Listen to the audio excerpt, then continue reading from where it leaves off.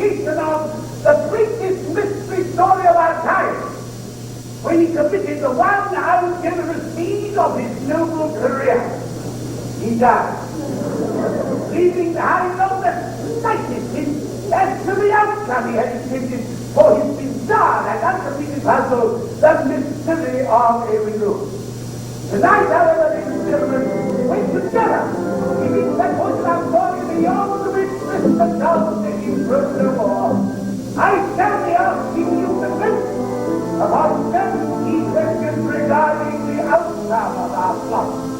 Our company will then experiment to meet the supreme challenge, to prepare an ending in accordance with your expectations.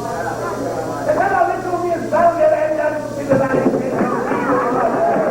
Now, keep up your shoes, unloose your belts and your corsets, and enjoy yourself. A word to those gentlemen among you who arrived alone and required companionship up through the final curtain. Oh, you will take to speak to our stage manager, Mr. James Russell, whose pleasure it is to see that you will never be lonely again. Thank you, James. I'll fix you up later, sir. But gentlemen, please remember these trusting and disastrous and stingy are not salaried employees. So we do ask the people to do generously towards the cost of their theatrical salary. And to make sure that all goods on the table are recording, none of so by all means, let us commence the meeting to look at. Ladies and gentlemen, for the first time ever, the complete musical rendition of Mystery of Edwin Drood.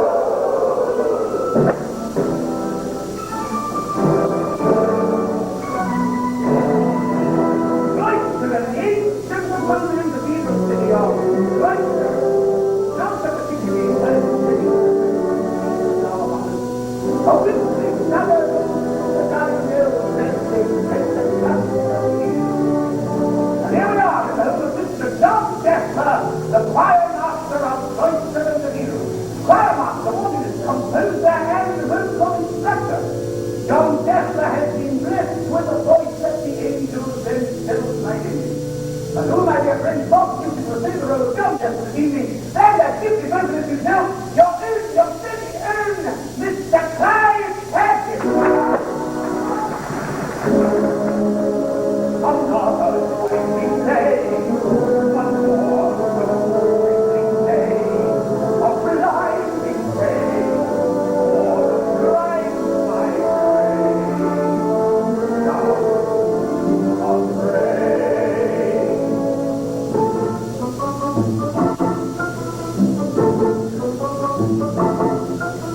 And you're quite mad, and you're so like that. Come to me, you heard this disturbing as you've ever had. To turn without his turn, what can you do to find your way? See that as it may, and that tree, and your soul he sees, and get your departable to all the noses and the stream. Sometimes I think the sanity is where I'm not inclined. On that, go quite mad. Unless it's all the gold.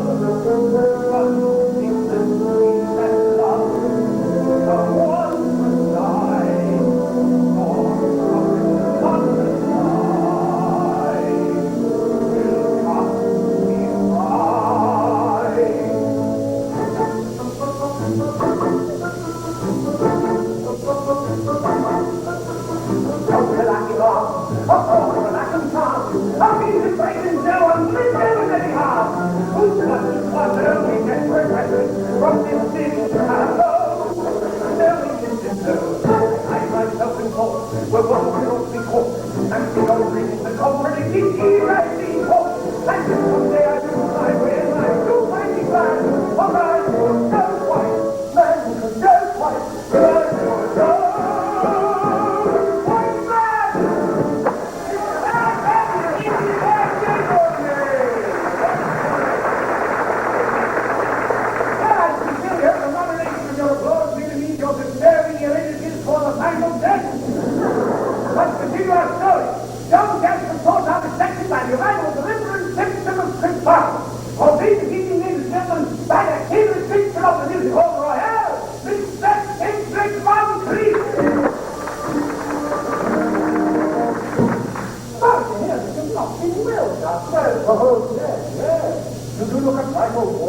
right. I don't think so. What is that I don't feel so? Well, I'm glad to hear you expect John Drood. I expect to hear a fellow every moment. He will do you more good than any doctor does. More good than a dozen doctor's reference, but I love him dearly. And I don't like doctors or doctors except. My head's a lad now. I need you to do it. I can't answer. It's a difference with Andy.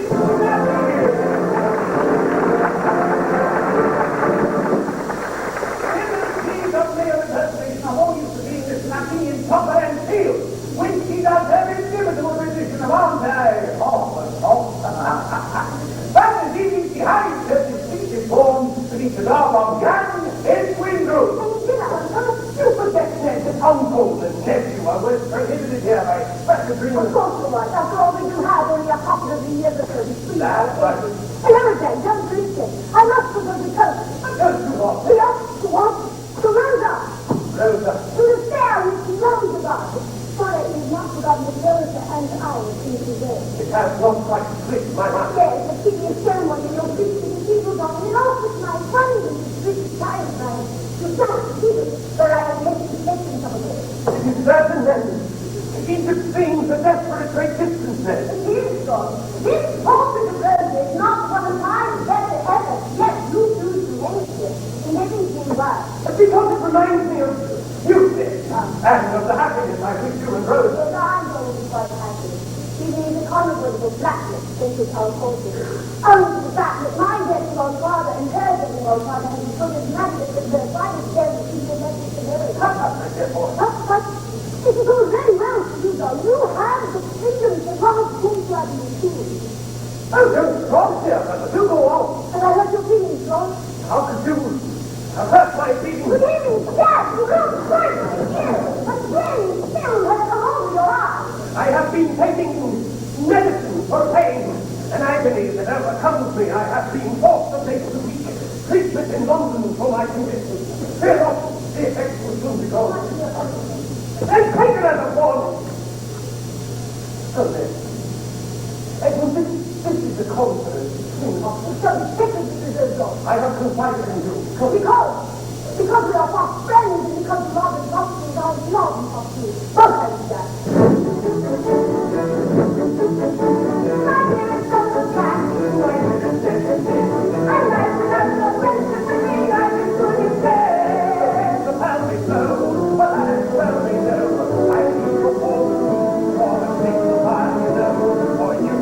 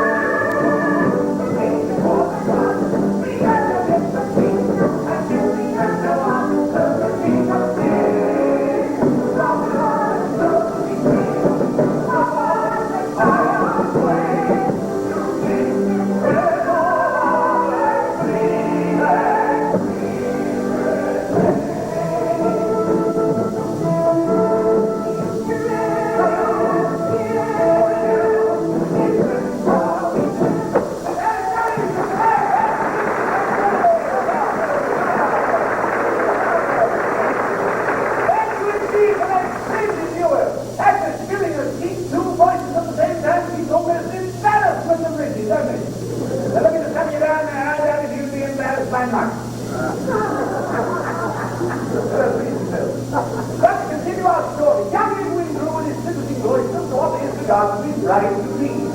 From there, Miss Rosa, who once Drood is her own. Rosa resides in Royston, respectable member of the young lady. That's it. It's incorrectly called the Nun. And in the power of Miss Rosa, about the meeting that will send her English roses and blossoming buds and even yet to be black. Your own, the unspeakable loveliness, just this very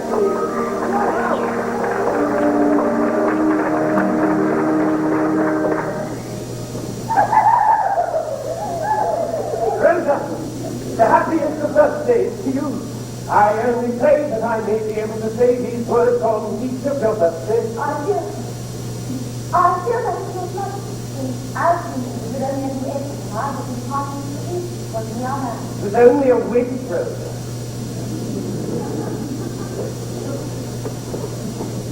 How lovely you look.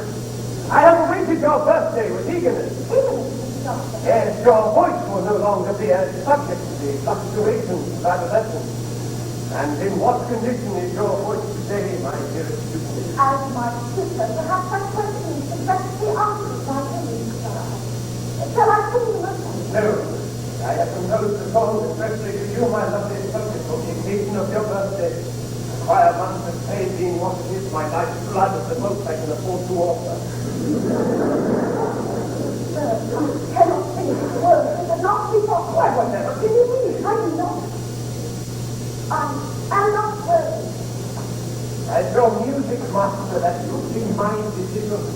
From the beginning, let you sing.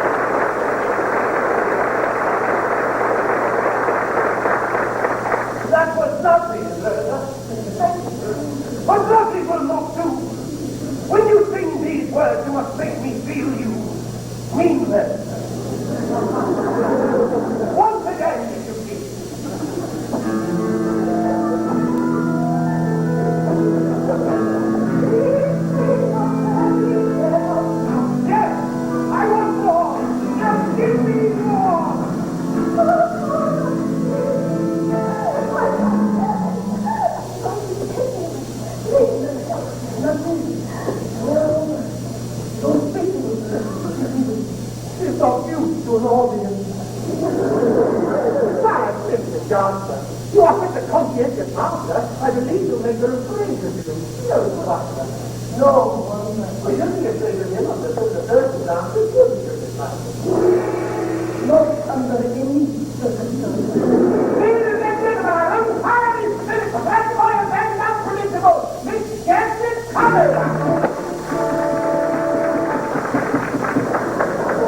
Mr. Doctor, yes, let me introduce young Neville Master. He and his princess to Helena have both arrived from Ceylon, where they no longer have any family. Neville, as he is not to my care, and Helena will be living here at the mountain house. Welcome to Cloister, Mr. Landon. I'm afraid young Master Neville has been given over to me to carve his rather off-tempered nature. I believe that you'll be living here in Cloister. You and your sister lost your parents recently, Mr. Landon. Their mother died in Ceylon when they were quite young, and now their stepfather has gone. I'm very sorry. There really is no need for you fine gentlemen to console me. It was well he died when he did, or I might have killed him. Here is Landon, you remember my company. Mr. Fitzpatrick. I invite you, sir. You shocked me, sir. I'm secretly shocked. You never saw him beat my sister. My stepfather was a brute Mr. Doctor. In desperation, Helena tried on more than one occasion to flee his cruel and miserly hand, even disguising herself as a boy. But, to no avail. As for myself, from my earliest remembrances, I've had to pursue agency, and Peter exists to make me secret and revengeful. However, sir, your kindness and goodwill has deeply moved me. I've really changed my different way and break new ground for myself. Oh, that's a lad. Don't you drink it, Mr. Doctor? Yes, well, you fool, Mr. Doctor. Say, Thank you. Your effort. I trust, sir, Mr. Landon. And may I inquire if your relationship extends beyond that of Louis and not? oh, that is true. His father is going to dominate the room, Mr. Doctor. Yet you do well to cast your eyes and interests in other directions, sir. I beg your pardon, Mr. Doctor. No pardon is necessary. However, I must be on quiet practice, I fear.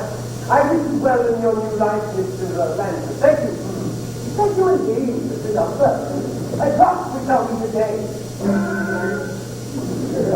And I should like to meet Miss Drood and see what sort of man is worthy of the affection of his son. Formidable, children. Take that. Yes. Was any person now?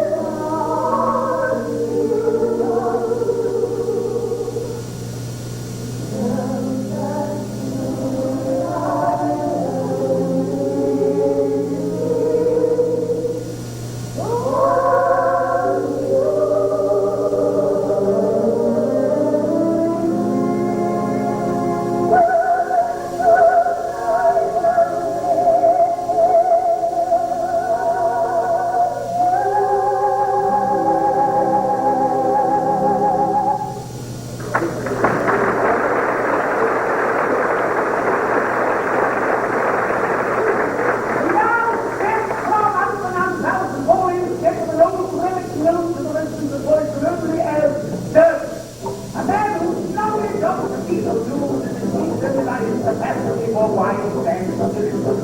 He is waiting his way for the important accusation, but that is say I said accusation with man Thomas Stephanie, who lives around the behind. But that is say I said around the behind. And so do you. Ladies and gentlemen, the crown prince of the music hall royale. Your praise, not mine. I give you, and I don't want you back. You don't have me back. Not these wasted. Take the stage. All right, ladies and gentlemen, if I may let suppose. I would like to introduce my very own man to play the role of deputy in tonight's performance. This young Dick Cricker. Follow it in his own staff footsteps. Ladies and gentlemen, Dick Cricker and Staff. That's the video story. Generals and deputies are awaiting the arrival of Mayor Thomas Stephanie at his home in Cloisterham High Street.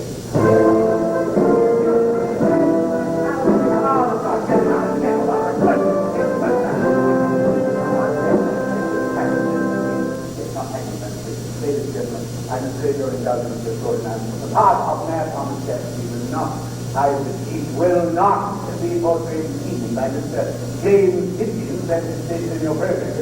Mr. Higgins, as is well known to most of you, has tended to appear rather more frequently back there in the bar than up here in front of the footlights. And it will come as no surprise to our regulars to learn that Mr. Higgins is once more massively indisposed. You coincidence with me who are fighting for a lady's heart. The lady is happy to be defeated. Ladies and gentlemen, part of Mayor Thomas Stephanie will be portrayed this evening by your own understanding and devoted servant. I refer, of course, to myself, please. Mr. William Powell. I hope you like.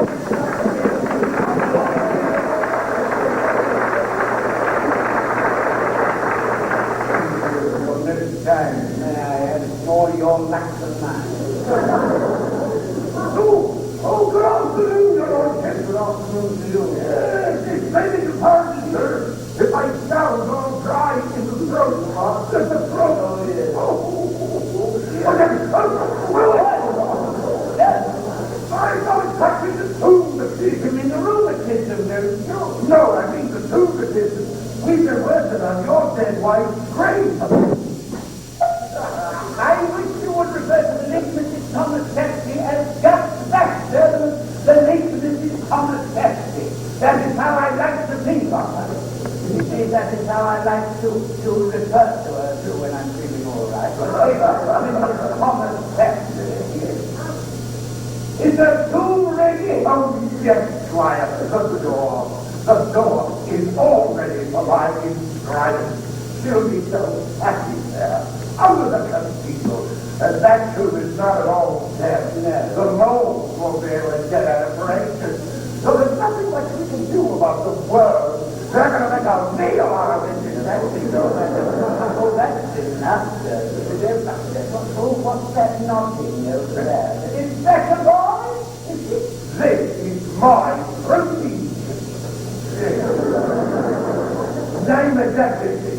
I put the lock on your wife's hip myself, your Lordship. I've got the key right here, Squire, and it will be my pleasure to unlock that door and slide your old woman right in there. There's really nothing there of all the royal families we're off to do. Oh, that's enough, sir. That too is an actual pleasure. If I may make so bold, your grace, just a short time ago, Mr. Johnson came and asked to be taken down into the cliffs and see it. I wonder how many of you noticed that meaningful bit of information, eh? What? No, Bill, wait a minute now. Hold on now. We don't want these nice people even to conclusions without all the facts that has nothing to do. Why, you have that whole running off to the right hand.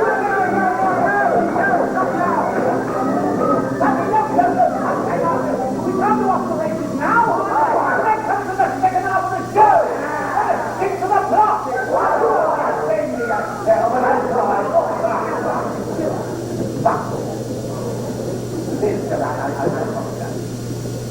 We must now follow for reasons that will soon be made clear. To the wickedest of the wickedest corner of the wickedest zone, the fabric of the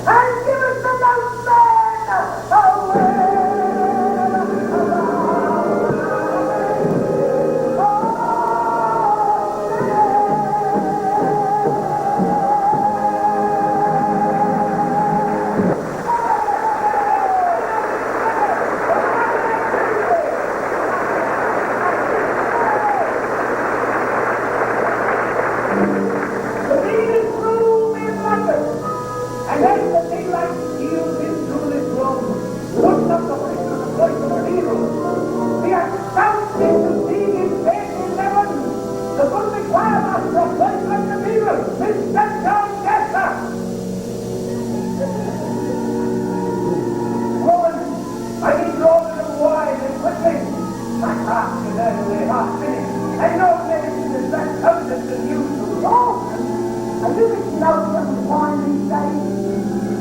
Then all right, then I'll fix it for you. Yes, before I can get to the stage with the talent and the great landscape, I must be real to him first. Him, not Now run there. yes, there he is. And there I am. Now please, here, I want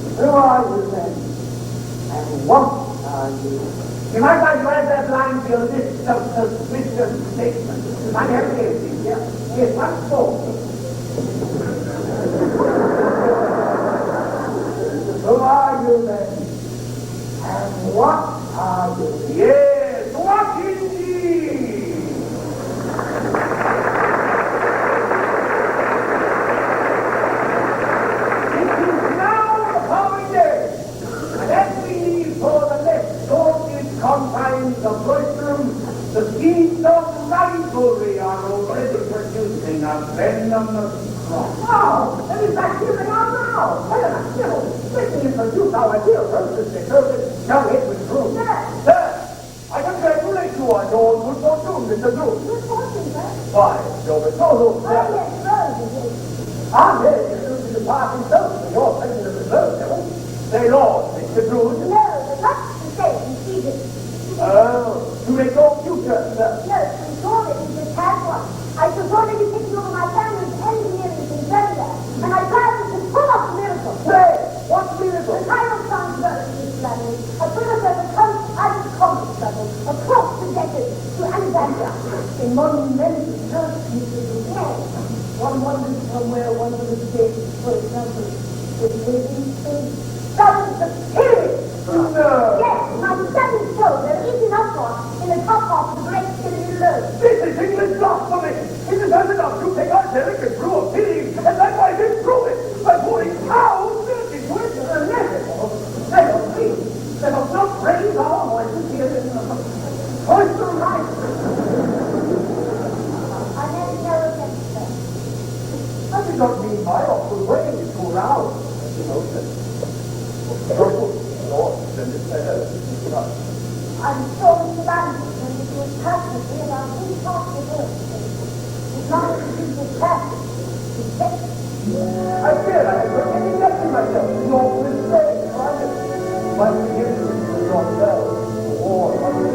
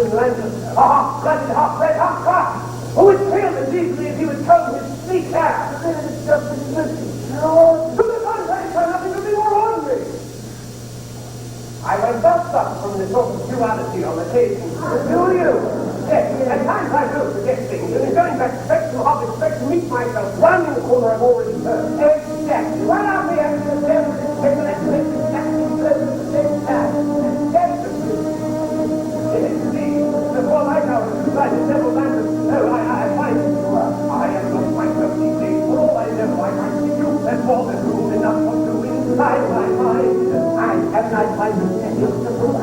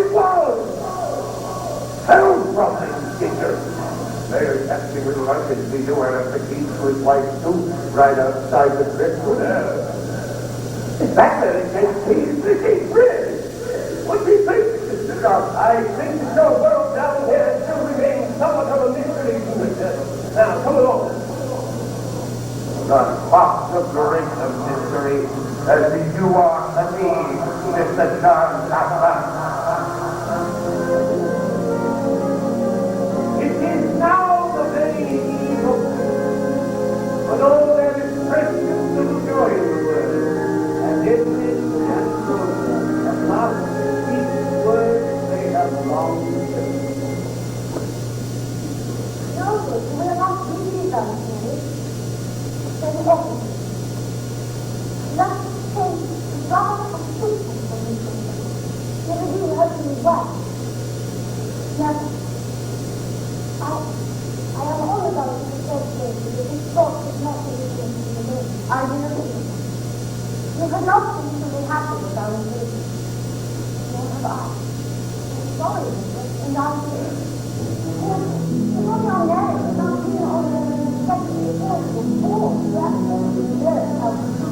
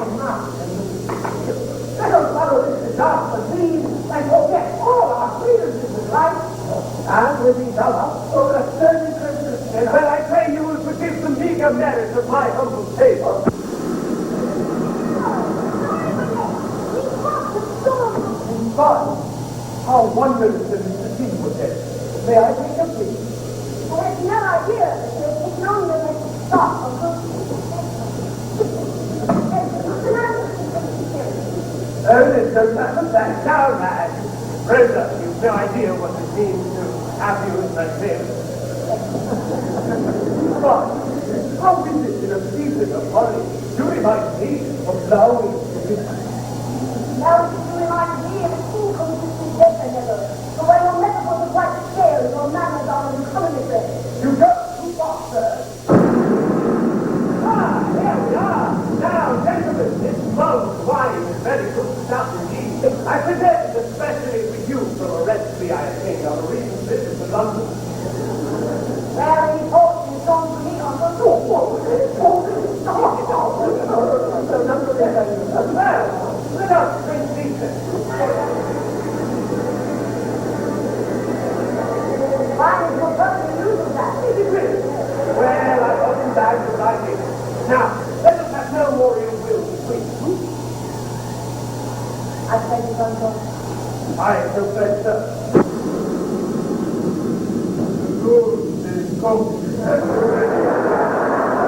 Very good, take it.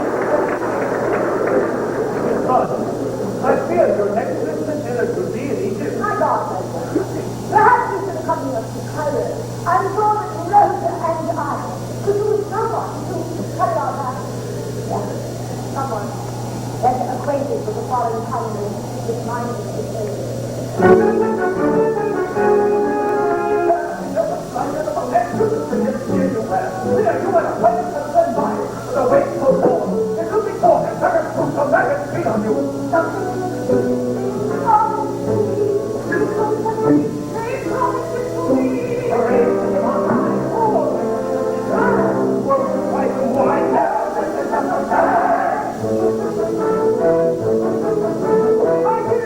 and I wish to wish you well. The world is yours before you. Just my voice is on the bed. After all, now you're very much professional. Yes, I know that we are history indicates the heart to come on to come in. Like Jesus, all I read. And the person we're all bringing that slave. Bring all of the land. Nice to call a play.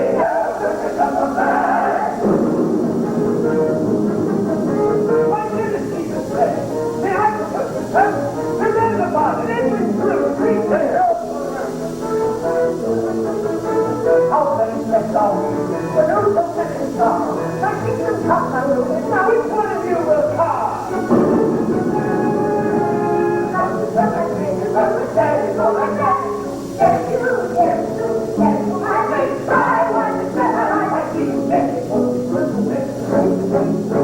I see it, I see it.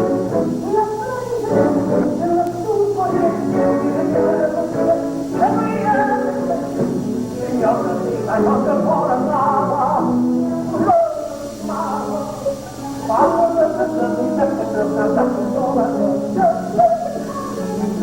That I am blessed, and I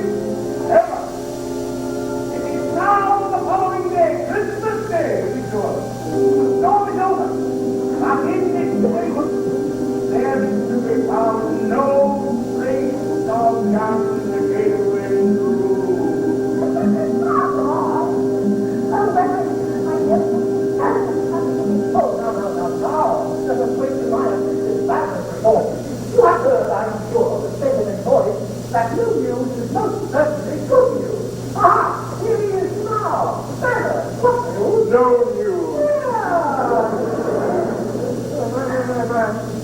I do believe you've met my assistant. His name is Ballard, and his chief occupation is guiding excursion parties around our church. Yes, twice he has shown it in our Ballard. So tragedy is there. Yes, he carries with him a secret. Now, regardless of what the world is, but Mr. Ballard has done. Nothing dreadful. He has written a play, a tragedy. The form of anxiety. Where does he perform, Mr. Bernard? Never. Sometimes I think Ballard takes more pride in his lack of support. Like the citizen of Greece, who prefers the Parthenon in ruins. Bless you all. Very nice. But I hope to see his work performed someday. I think, Mr. Bernard. I love the theatrical world, but there are many stages beyond the proscenium. I long to play a larger part. Think Ballard, use your amiable creativity to find some accounting for young men. Such assignment I easily accept.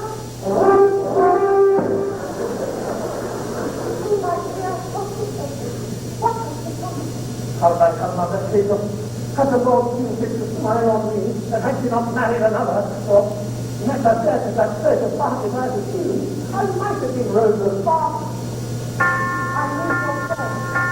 Why, my child, if the people know something, we shall find strength in good English service of healing songs. We must pray if we still believe. Yes, if the ghost is not already in company with your house. And it is not significant that nevertheless the God being singing in this ministry that we look at this a secret murderer could indeed be hiding in voice and strength of and all signs to point to Neverland. My God, exactly, sir. I shall think of you stop everything and then I'm using all necessary words that I may place the use of that. We'll find double measures, what an attack. We'll educate them all because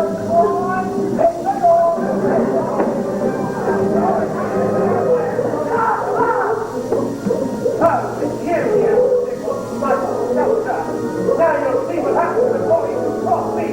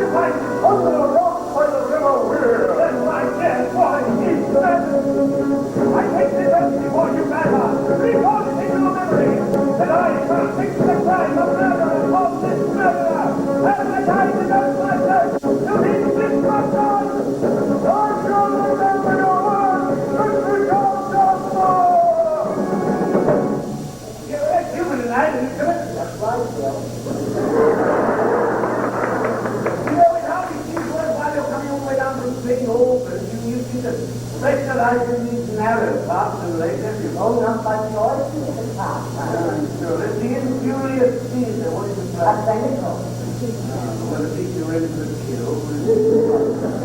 You know, it's odd if you haven't been with him, Mr. Charles Higgins intended your father's law. Unless, of course, he had a more promising future in mind. Oh, that's been my solace in the role, Mr. Carter. Did you understand the decision of John Jeffers? There may be one day. Well, that's well, Mr. Perry claims never to have been the performance in England, I every year. Well, on the strength of it, that's to the good deal shorter. Would you have to have a song? Would you like a first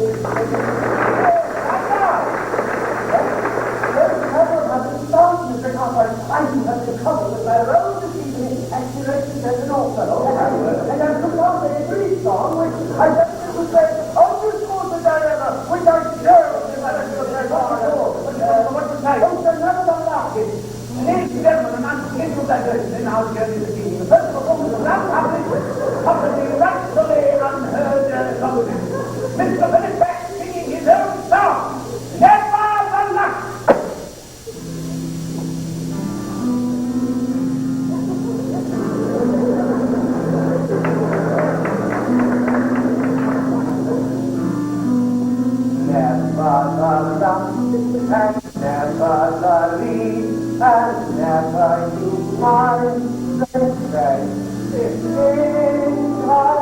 won't take the line in the lunch, and I'll have my life someday. Still, even when it's over and done, before I've begun, I summed up my life and if I had been, but I'm not standing still. I'm darling now, there's hope for living. Oh yeah, don't let me laugh when you're free and see it. Then they will cry. Why, he knows he's blind, and everyone's you. We must achieve you the world.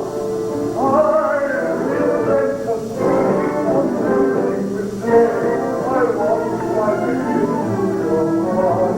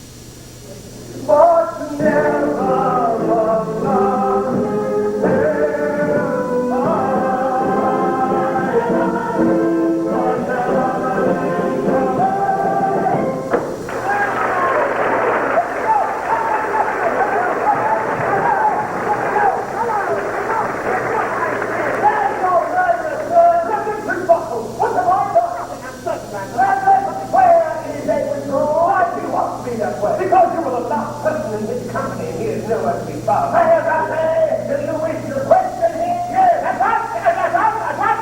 What hour did you leave for the river?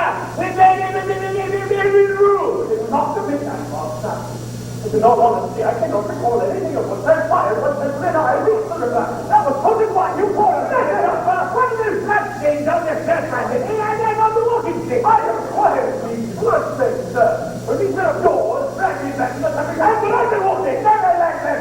And that's the constable the next I like you. Under arrest. You can't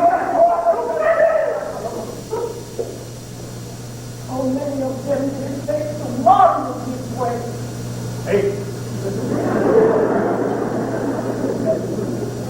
Rather interesting way with the Lord in the culture.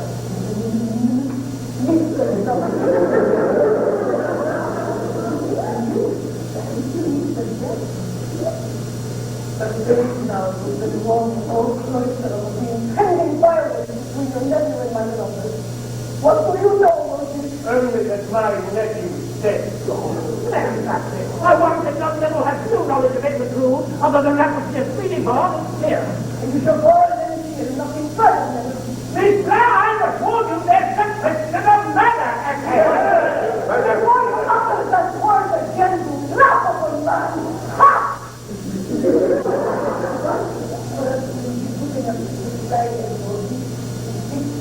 Because nothing was tangible. And a ludicrous situation with the wedding that he had with younger pump and serious circumstances. Here! Here, right, Mr. Saxon. Without this body, you cannot possibly arrest Neville's act. Oh, very well, then release him. Oh, I am overpaid. I only wish I could express my gratitude without explaining someone interrupted me and placed the last sentence.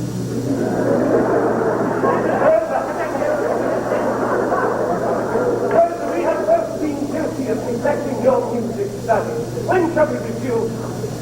Never. Am I being politely told that you have abandoned your studies altogether? Politely broad in your heart. I will make two questions. I will not answer any more. It's satisfaction in my heart. Really? I do not wish to know. I do not forget how many valuable comforts that you are. You shall hear me. even against your wishes, dear Drood. Charming Drood, even when my fair boy was engaged to you, I loved you madly. I hid our secret loyalty, did I not? You were daily and hourly as you are now. You never get to make the phrase urgent to come out. The truth that they knew I was bad. How beautiful you are. You are even more beautiful in anger than repose. I do not ask for your love, Rosa. Give me yourself and your hatred, that rich rage, that insulting scorn. It will be enough for me. I warn you, sweet witch, rare charmer, that you must say or do more harm than can be undone.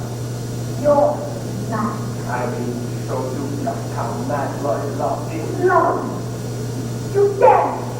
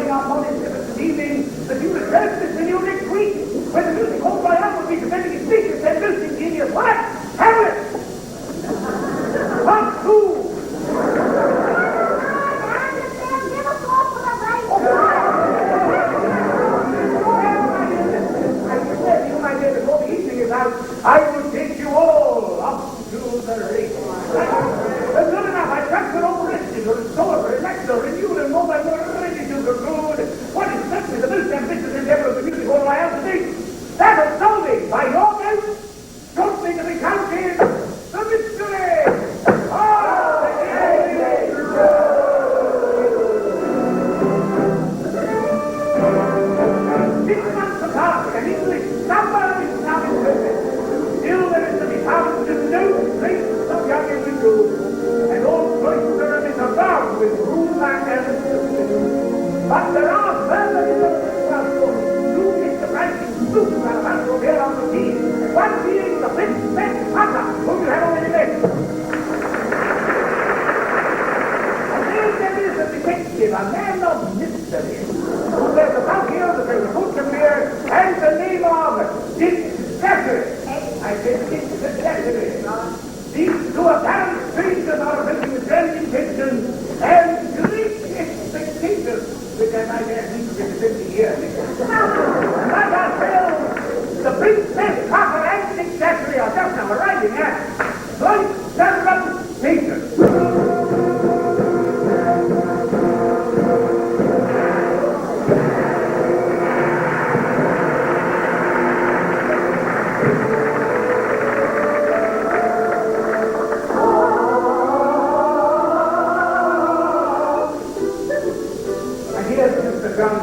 Back from another treatment in London. And from all the curious souls you heard today, now more intensely curious than our two souls. Here comes the magic book, and always one who and to the who and why. I find myself in this aggravating garden, gravitating to the place, navigating towards care.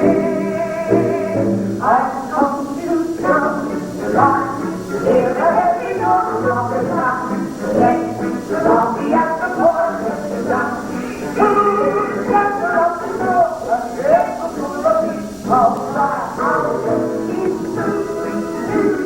It's a magic book, I believe you're just now. Gather up the door, and let the be going. I can only remain for let's get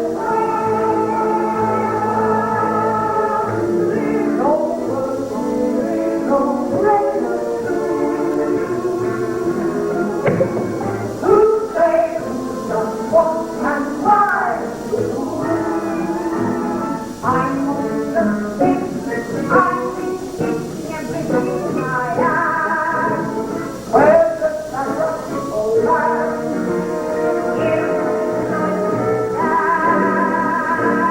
I've come to town, on the every door and every door, on the door and every door.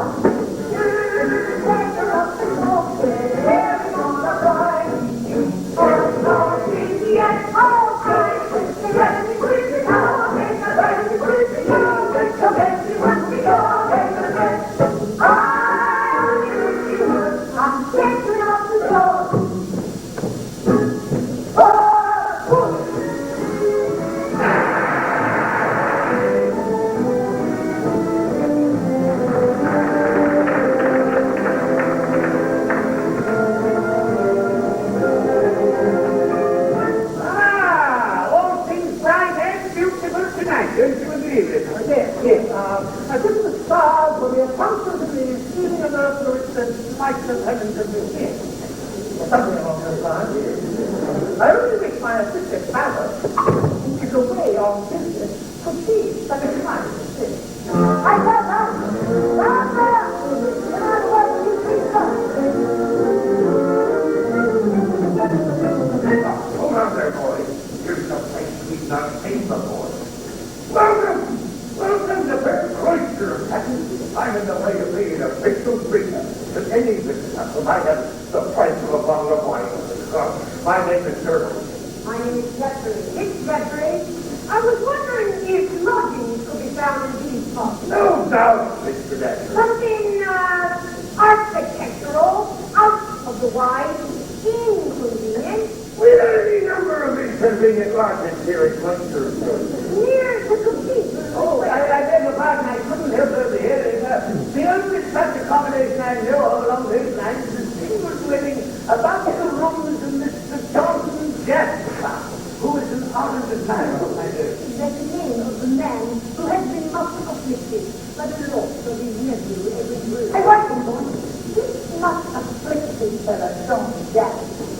He always dressed in mourning these days. That's the man, and you won't catch me going near him again. No way, because I won't be lifted off my legs and choked again. I can't get no in the rest. I enjoy watching the coming and going.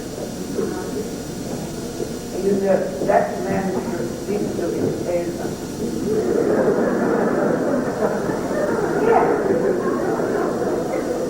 There's something suspicious about Anthony Jackson. Oh, steady on your ladyship. Let's not go leaping to conclusions without all the facts today. I think the point was over there in mind, and the statement that brings us rather abruptly, I think, to a song. And then, yeah, if we witness the method of story, yes, but what is it that the score royale will be complete without the rendition of our trademark theme, the anthem of the music hall royale? Yes, sir, here we go. We're up to the races. The crude conclusion of the week, the best of us three, the white, the white, the white, the gas, the pink, the run away, the horses, and the hill. On the red ring, on the red ring, on the red ring go.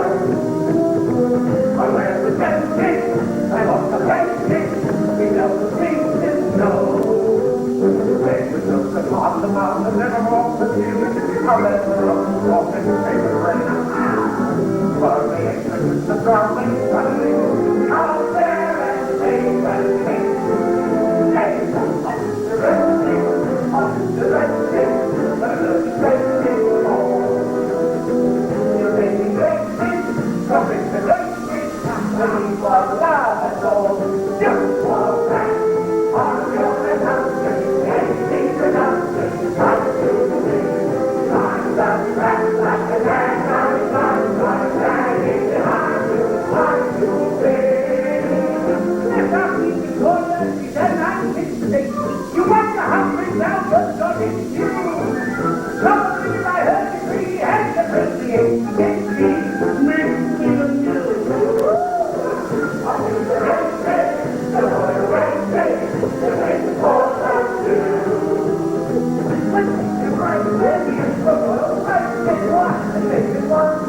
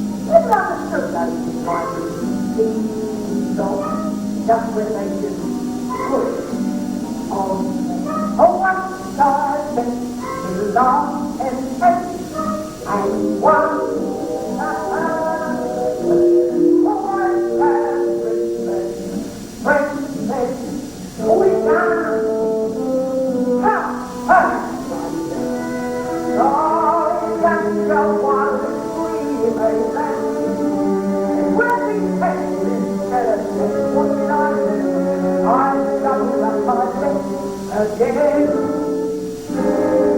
In life you start, but silent when you're done is your lose. Your gap when you begun is you win. But quick one or ahead, just press your precious life in fair life you see. What I feel that you are my life. In your breath never rest. Down quick one or ahead, without there's more in store for me. I see my dream ship finally coming in like a stream of ships, anchoring in the wind. Take your pain and remember what I said. Some quick by your head, let your kindness and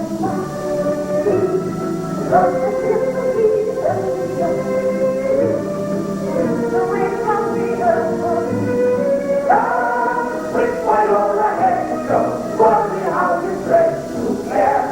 And there's not long for one. I dream that final night. I'm upon the line, dancing line. Yeah, it's your elevation. Quick while you're ahead, you get something around.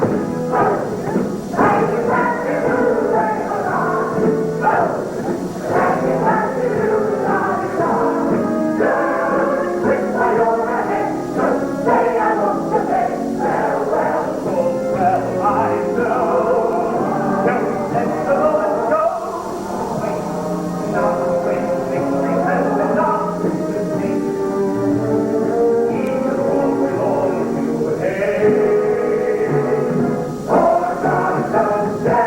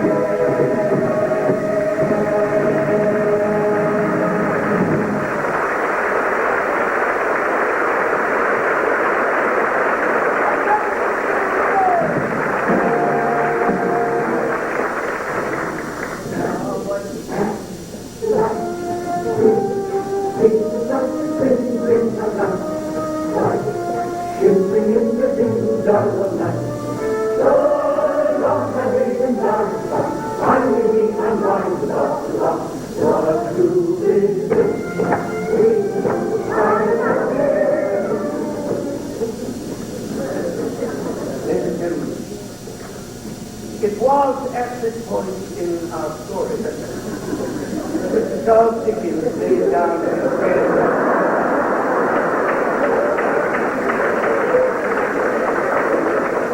And so, my dear friends, this is all we shall ever know for sure about the mystery of Edwin. Tonight, however, at least within the confines of this humble theatre, we shall together attempt to solve, resolve, and conclude the mystery of Edwin Drood. But one part of this reading is resolved immediately, although it has heavy illusions upon identity, making them the literary experts agree that our enterprising detective, Mr. Dick Dastardly, is actually someone we have already seen. A character from Act 1 who is moving voice from disguise as Dick Dastardly, so as to better investigate the disappearance of Edwin Drood. Now, as many of you are already no doubt aware, the part of Dastardly has been portrayed thus far this evening by that master and mistress of male impersonation, Miss Alice Nutter.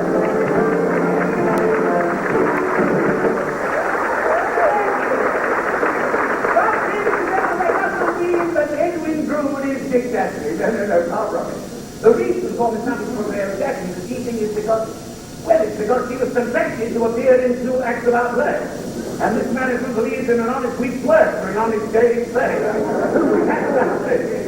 Which brings us to our first key question. Is Edwin Drood dead or alive? Alive. The question is purely rhetorical, so please take your Is Edwin Drood dead or alive? Now, Mr. Charles Dickens experimented with several different titles throughout the story. The Lord of Edwin Drood. The Blood of Edwin Drood. The disappearance of Edwin Drood. But nowhere the death or murder of Edwin Drood.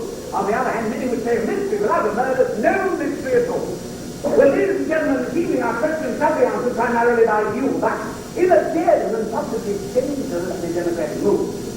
The management of the Musical Royale has decided to grant to our company themselves the right to vote upon one issue each night. Well, and still like Mr. Acolyte of the thespian Mr. Tonight will be Mr. Thrapple, please. Is Edwin Drood dead or alive? If nothing was a vested interest in the outcome, we'll kindly turn her back to the car. Gentlemen, ladies, as your whim takes you this evening, all those who believe Edwin Drood is dead, please raise your hands. Thank you. All those who believe Edwin Drood is alive, do the same now with you. I'm sorry, Miss Nutting, you have smashed it by a massive majority. Which brings us to our second key question. Who is the detective? Well, we can safely eliminate Edwin Drood from that consideration, as our cast has just voted him dead for the remainder of the evening. Yes! Half! The bloody half! You absolute envious little stick! It is obvious to everyone here that I am rude, exaggerated, and it is no more trouble. Edwin, it is taking from his heart. This is the defense to I wish you to deserve that praise.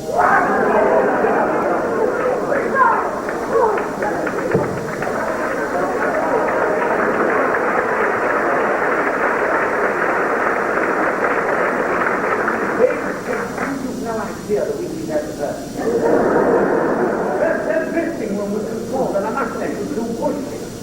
And I said, well, Miss Nutting, you are sitting here. And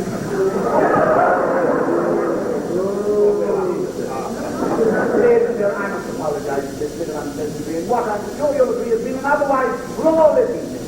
But in all fairness to our company and our story, I must strenuously point out that many disability scholars disagree with Miss Nutting's contention that Edwin Drood and Dick Dastry are one and the same person. Indeed, there are several candidates for the face behind Dastry's beard.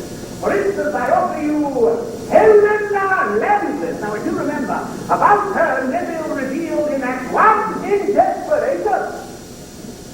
Helena tried on more than one occasion to flee her stepmother's cruel and miserly hand, even disguising herself as a boy. A boy! Now, there's a hint of how to is a reasonable ground. Or is it a misdirection?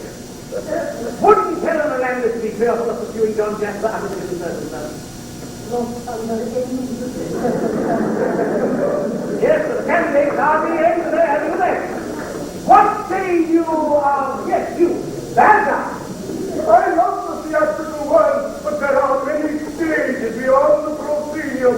I want to play a larger part. Who more likely to don such melodramatic garb and seek the spotlight? Why otherwise does he appear in our story at all? Now, if you remember this, gentlemen, about him, the Reverend Sentinel Chris Bartle just recently stated, I only wish my assistant, Bartle, who is away on business, could see such a night as this. Why mention such a useless citizen to me? Unless to point at Balthazar or to divert our attention away from Neville Landis. From my earliest remembrances, I've been secret and revengeful. Who more likely to investigate the disappearance of Edwin Drood than he who is most suspected of foul play? Or did someone else seek to clear Neville's name?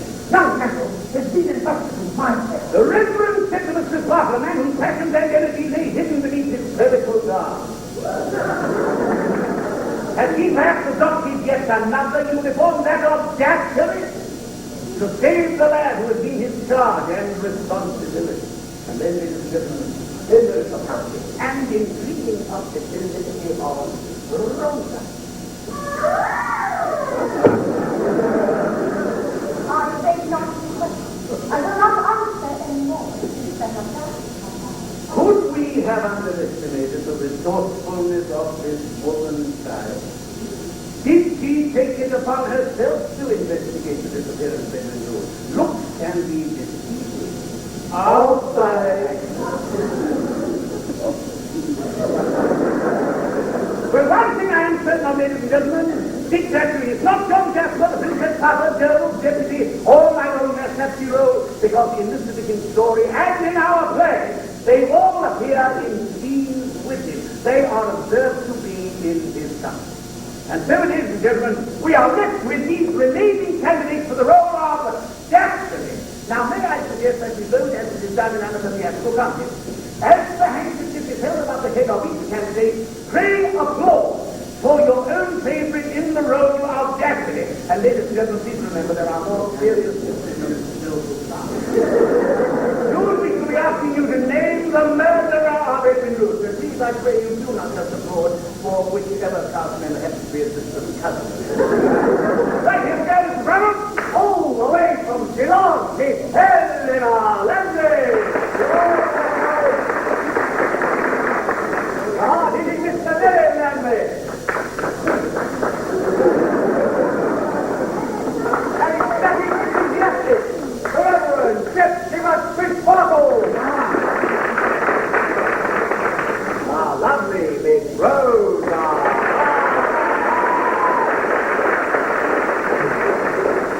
The undirected Mr. Banner.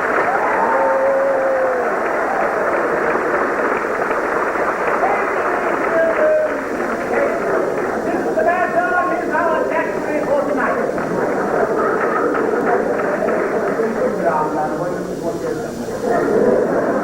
Now, you had best make a quick change of costume, and there's a lady down there who's waiting for Christmas presents.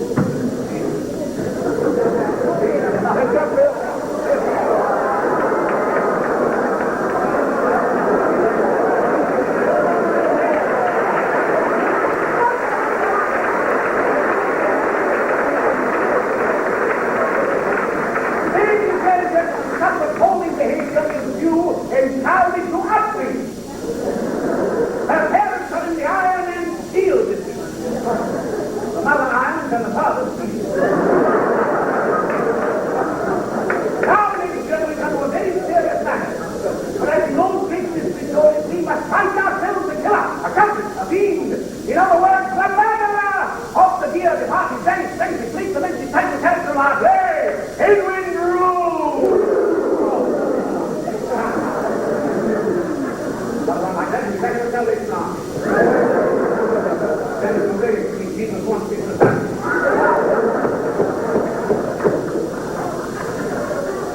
Who killed Edwin Drood? Who should be our murderer tonight? Well, first for your consideration, ladies and gentlemen, I offer you the obvious candidate for the role. Mr. Clyde Tatchett as John Jasper. Oh, come now, please,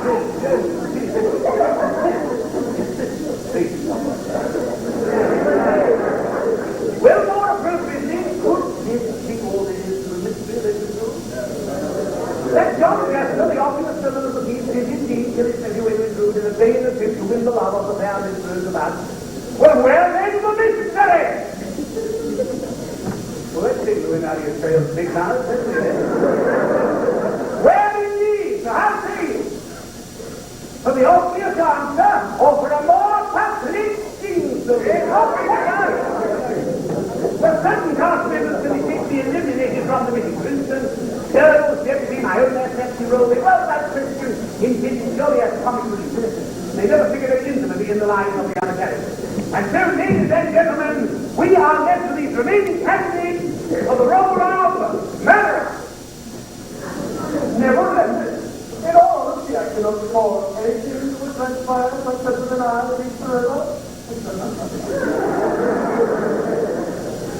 Princess Who?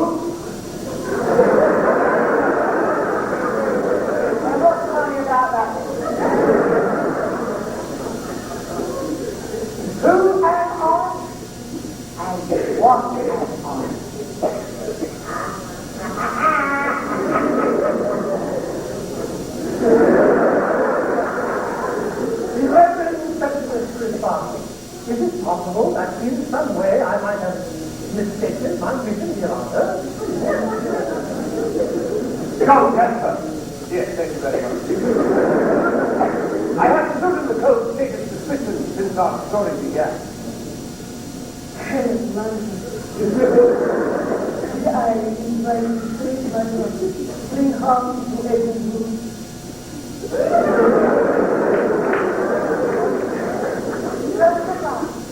Why on earth would anyone as innocent as you murder my only innocence? Very carefully, gentlemen, and inside, it's time at to begin. May I suggest that the big regular people both time to show of hands, to let's bring up the house tonight, and we'll begin.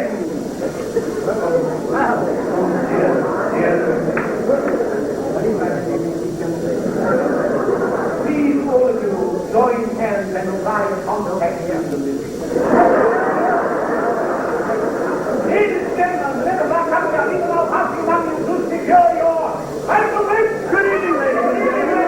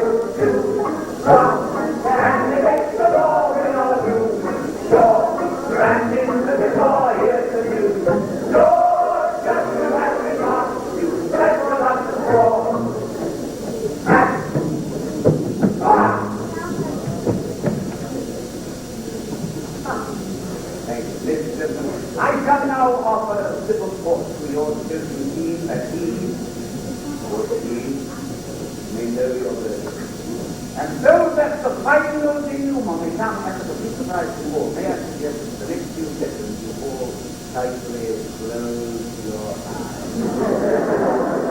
Please, all of you, close your eyes. Now.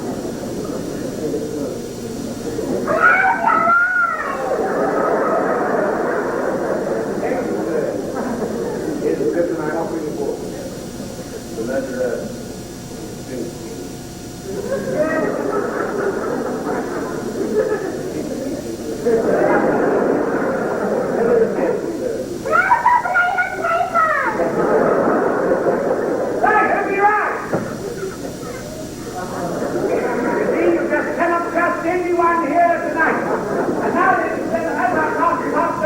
to learn your verdict, I will caution you to prepare for several unexpected twists and turns of the plot as we serpentine towards the conclusion that you have selected for us.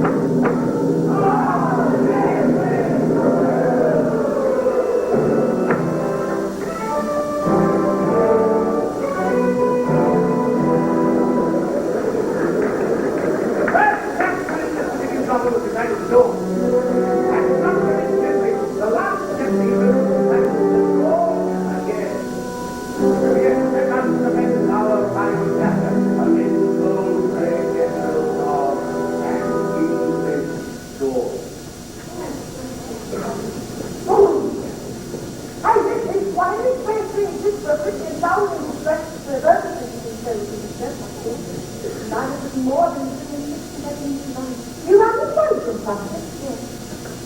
On March 29. Rosa, You know my name. no. I've only known you since the day you were born.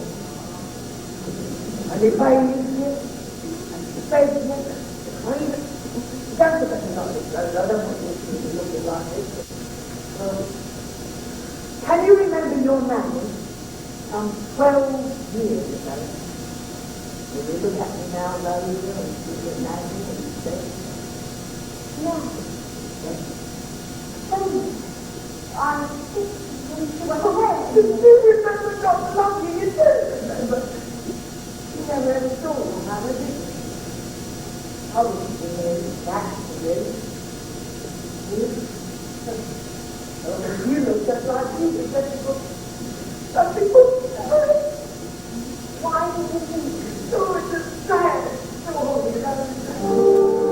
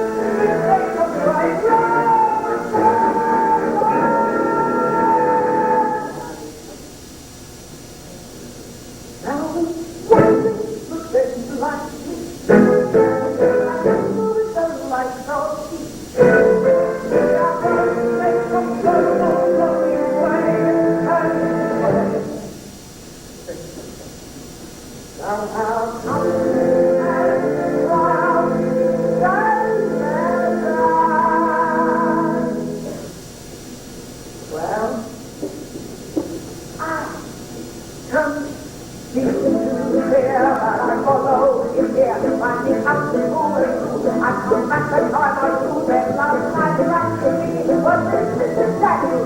So I thought I'd give it back. They had brought it to come back. So I hastened to confess it when I watched this man undress. And I saw it not wise. It was out his own disguise. Then the dog took me up. And down there on better. That's what he is. Better!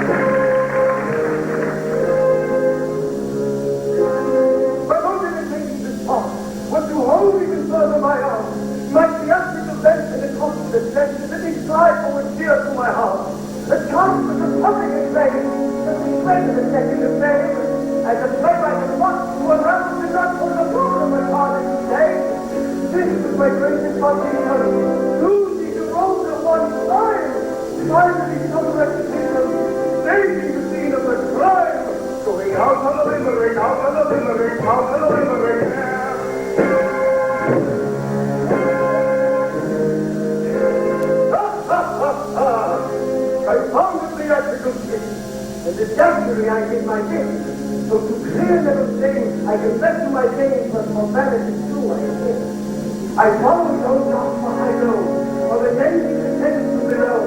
And when Papa came here, was immediately clear my suspicions was right at the road. So I crept in the lodging to Joshua, resting this place one at night. Then I found Rosamund's craft, and what did she get it through that night? Just took it from there, after hurling the dead, with a real little bed, I suppose. There is that battery goes, and the truth is right there, and the things are way up, to be fired and fire, fire. And from this little wretch, let him be heard.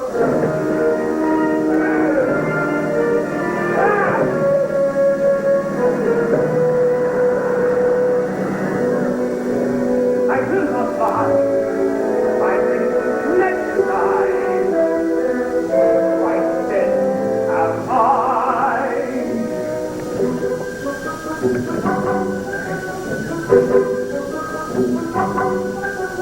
And this way, it's all I remain, a virgin seal who can conceal the man in his vein. And if he draws upon the pardon, then the opium will supply. Quite a great surprise that I do live in me, and come right to see you. I interpret, I know I can see, but now I think he's entering and breaking through the door. I do.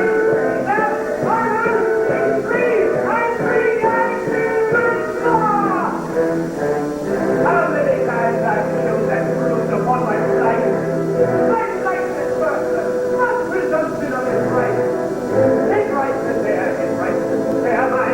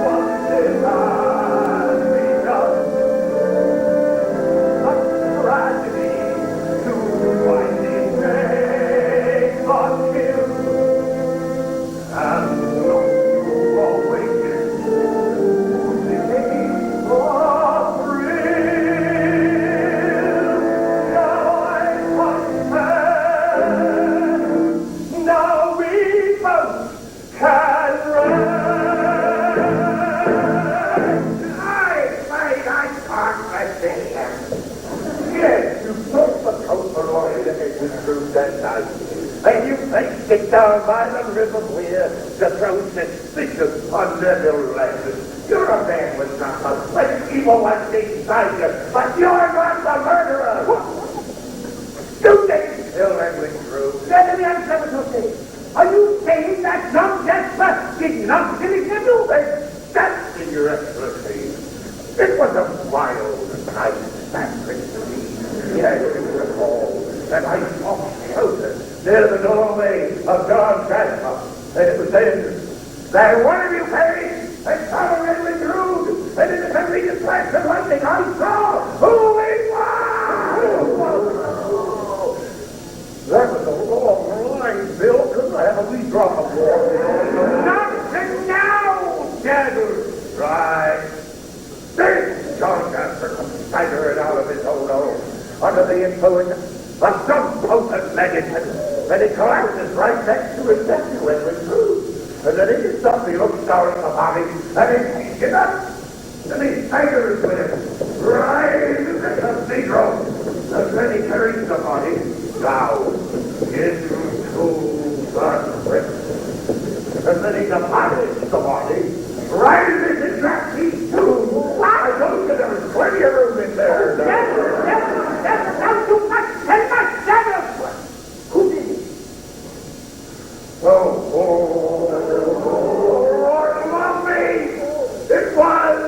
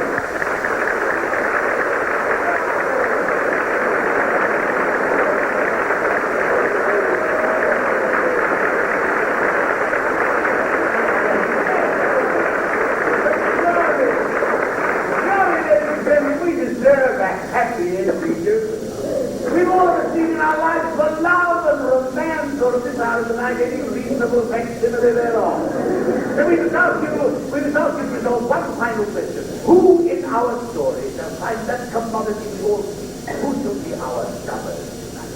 Now let me see, opposite our side we have, yes, the vastly experienced Princess Mother and fair and lovely Miss Rosamund. Which of these two ladies would you like to be united in love with one of our remaining male leads? Raise in the case by your applause. The fair and lovely Miss Rosamund. The vastly experienced Princess Mother.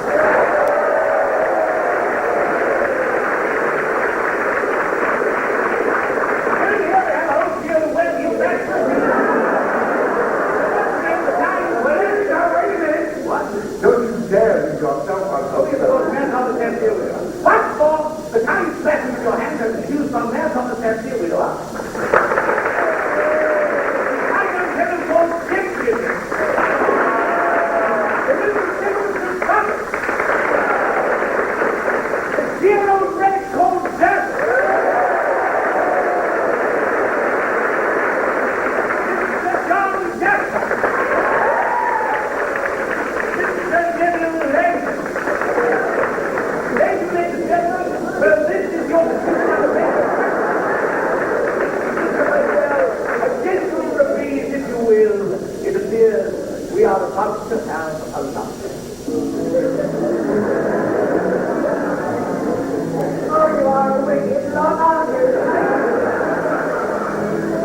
Oh, well, we might as well have been it. We're meant for each other. I must be the only woman in the whole of England who can't make you feel morally inferior. How about it then? I am others always nothing. Oh, what sweet the soup from you, my little paracapo. Then I will never touch liquor again. But you'll be pouring it out for me, right? Are you ready? I'm ready when you like it. Once we were passing by some races that were free. I find I now adore you. Our best has yet to be. It seems I long to hold you. And hold you so. You love me, so they told you. Let's not resist the blessing. Once we have kissed, everything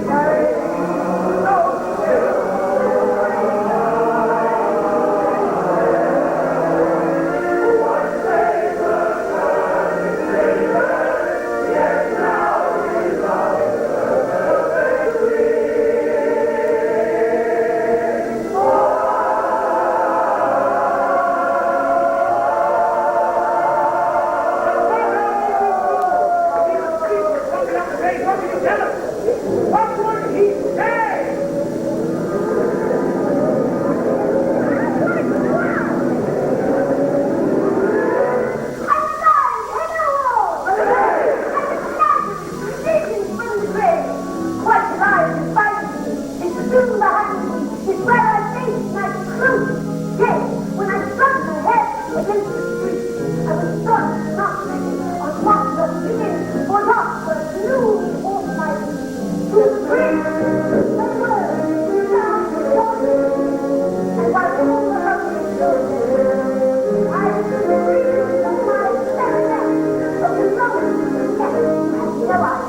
Wait, let us feel with you.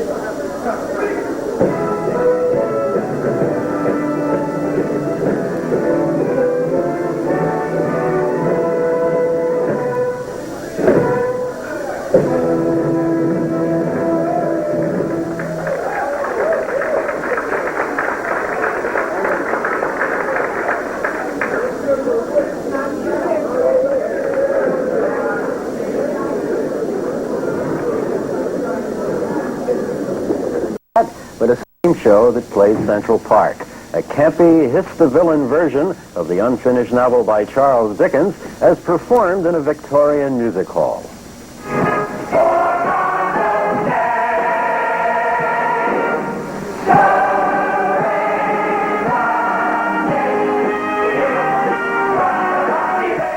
Once again, the show's assets include some bright tunes and an excellent cast led by impresario George Rose.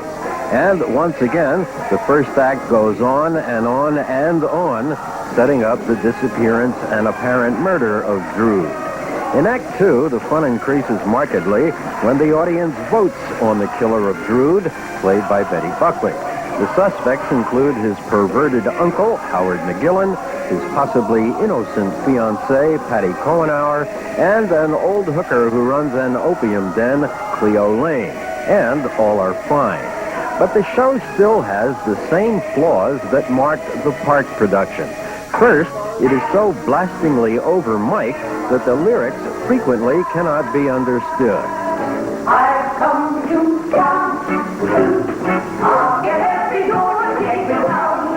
Oh, what's the horses on, get me down.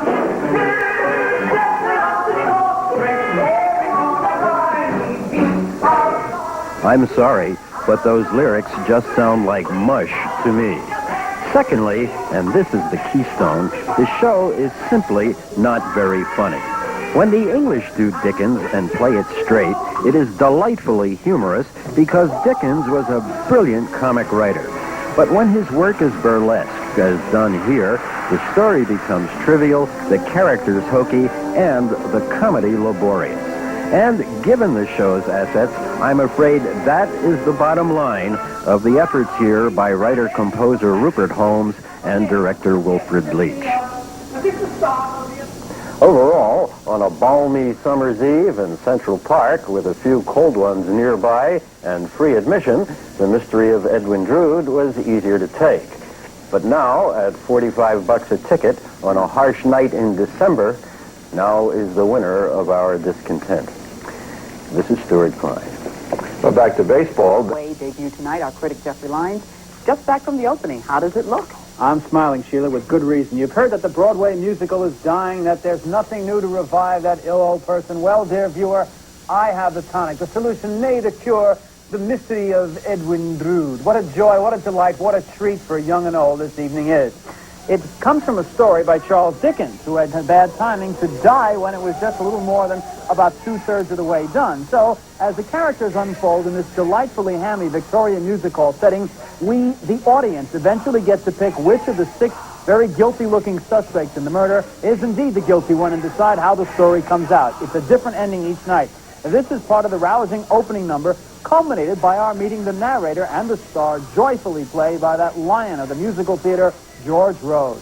Oh, the wicked say you'll find enough. You'll find enough. We want you to end up our love. Be careful where you stay. And all the stuff we tell you about it. We want terror, terror, terror, terror. There you are.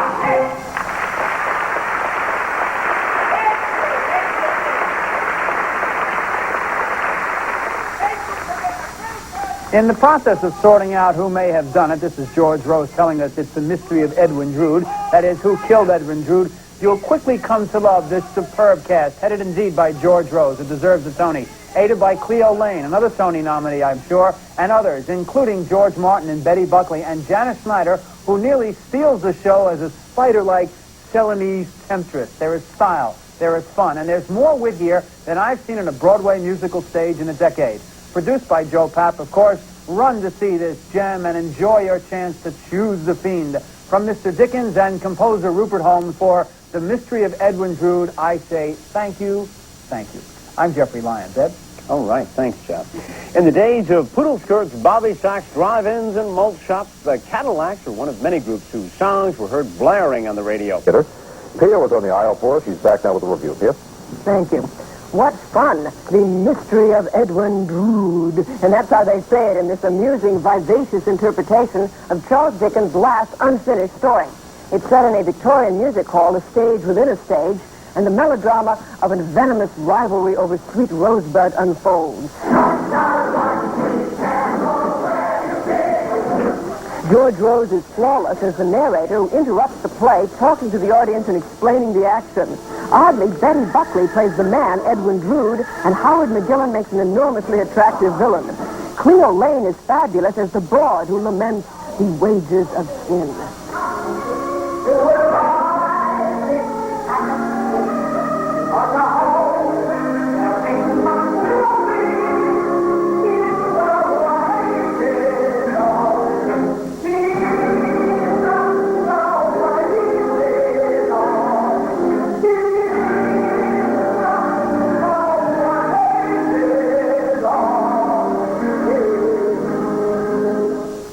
The New York Shakespeare Festival's Wilfred Leach has directed the talented cast with energy. The book, music, and lyrics by pop songwriter and record producer Rupert Holmes shows that he is a skilled theatrical composer. Tonight, Cleo Lane was picked as the murderer, and I'm not revealing anything because the audience chooses by vote at each performance who the murderer is. This may seem like a pointless gimmick to some, but I found The Mystery of Edwin Drood a happy, joyous entertainment. Hey, well, thanks to Cleo Lane, who's known primarily as a jazz singer on Broadway. Very good. Yes, very good. I'm glad. Thanks, I'm dear. glad. You have a couple of big names in Live at Five. Yes, tomorrow we've got actor John Voight and actress... Enjoyed a successful run this summer in Central Park. Tonight, it made its Broadway debut. The novel was never finished, and for the price of a ticket, the audience gets to choose its own ending. Entertainment critic and editor Dennis Cunningham is just back from the theater and has this review. Ron, thank you. The Mystery of Edwin Drood is by no means a perfect musical. It could still use some cutting in the first act. It loses its way far more than once, and it has quite some trouble keeping its focus on the main plot. And yet, The Mystery of Edwin Drood is splendid fun. And what I first listed as its flaws are, in fact, a large part of its charm. It is thrilled to lose its way. It delights in going out of focus.